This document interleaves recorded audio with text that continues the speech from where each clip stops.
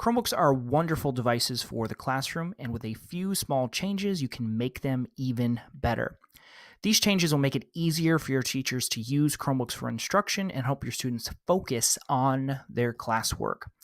In order to implement the changes that I'm about to share with you, you will need access to the Google Admin Console, and it also assumes that your Chromebooks have been enrolled into your G Suite domain so that they can be managed and configured.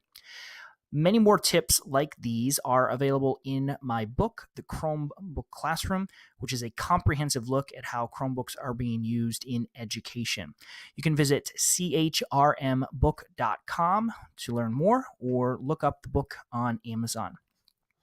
The first thing that you can do to optimize your Chromebooks for learning is to turn on domain autocomplete. This will be especially helpful for elementary teachers.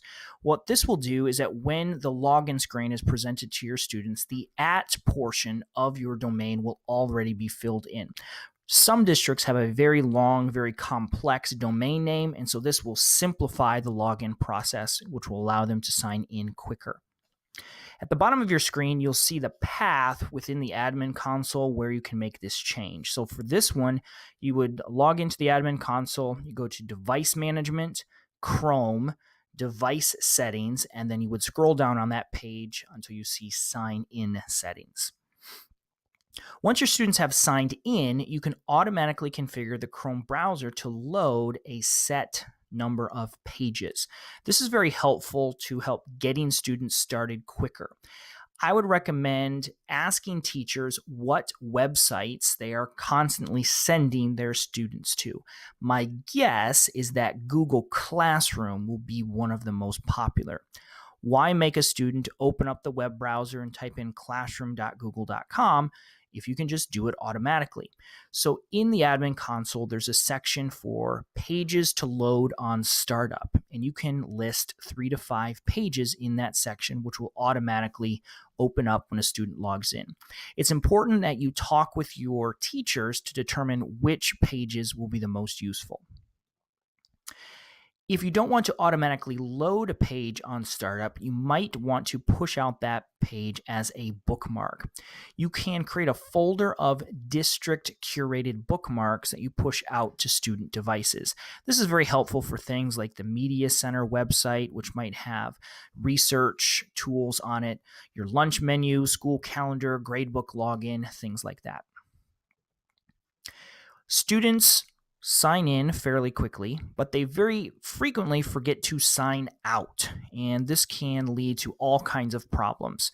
I strongly encourage you to configure your Chromebook so that when the lid of the Chromebook is completely closed, the screen locks and it requires a password to open that device.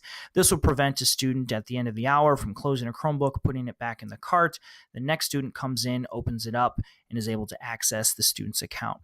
You can see on the screen how I would recommend setting this up. You'll go ahead and set an idle time somewhere between 12 and 25 minutes, and then set the idle action, what happens on lid close, and then what happens on sleep. I also recommend that you disable incognito mode on your devices. Incognito mode is a private browsing feature of the Chrome browser, but if students can access this feature, it makes it very difficult for teachers to monitor students' in-class browsing activity. It eliminates things like checking the history or reopening recently closed tabs. This next one is an interesting one that you may not be familiar with. You have the ability to manage the wallpaper of your student devices. Some schools are using the Chrome desktop to communicate messages to students. On your screen, you can see a couple of examples. One school posts important announcements like instructions on turning in Chromebooks at the end of the year. And another school posts a weekly wallpaper that has a character trait of the week and an inspirational quote. There's a lot of different ways that you can use this. I've heard of other districts who put important keyboard shortcuts or district websites on the desktop. You might even partner with the art teacher in your school to have a student art competition and post the winners as the desktop wallpaper. We're going to talk about apps and extensions for a little bit. Several tips related to apps and extensions. The first one is to determine what are the key apps and extensions that your school is using and automatically install those onto student devices. In other words, you're going to push that content to the student. Now, I don't recommend pushing a ton of apps and extensions, only the ones that are kind of universally used across your district. You also can consider pinning some of those essential apps to the shelf of your Chromebook. Now, the shelf is the black bar that appears at the bottom of your Chromebook screen, and you can fit a variety of apps down there at the bottom. This is very helpful for elementary teachers, again, if they know that every student Chromebook, for example, has Google Classroom pinned to the bottom. It's very easy for them to say to students, log into your Chromebook and click on the green and yellow chalkboard at the bottom of your screen. I don't recommend pinning a lot of apps, just the ones that are being emphasized in your district. Things like Google Classroom, Google Drive, and Google Keep.